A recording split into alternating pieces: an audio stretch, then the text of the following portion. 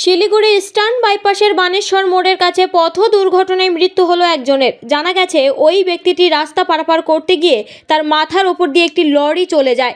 ঘটনার স্থলেই মৃত্যু হয় ওই ব্যক্তির। খবর পেয়ে ঘটনাস্থলে পৌঁছায় শিলিগুড়ি মেট্রোপলিটন পুলিশের আশিগড় পাড়ের পুলিশ পৌঁছে দেহটি উদ্ধার করে ময়নাতদন্তের জন্য উত্তরবঙ্গ মেডিকেল কলেজ ও হাসপাতালে পাঠায়। মৃত ব্যক্তির পরিচয় এখনো পাওয়া যায়নি।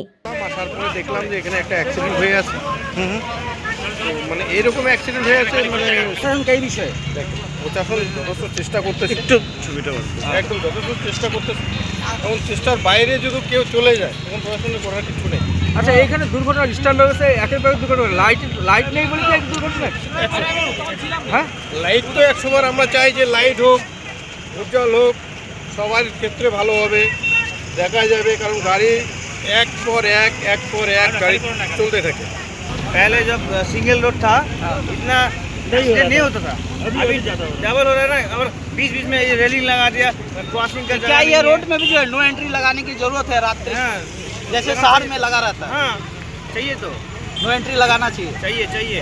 ये बाईपास रोड बहुत खतरनाक रास्ता है, हो गया कि अभी भी मतलब किसी का जान का सुरक्षा नहीं है रोड। नहीं इधर पैदल क्या बोले, वो रोड ब्लॉक होने की वजह से इधर से उल्टा तरफ से आ रहा है, ठीक है, फिर भी एक्सीडेंट हो रहा है, क्योंकि बीच बीच में जो मैंने जो खाली गैप जो है हो ना, वो नहीं है, गैप होना चाहिए, गैप होना चाहिए। मेन रास्ते में जो है मेन रोड उसमें भी गैप नहीं है।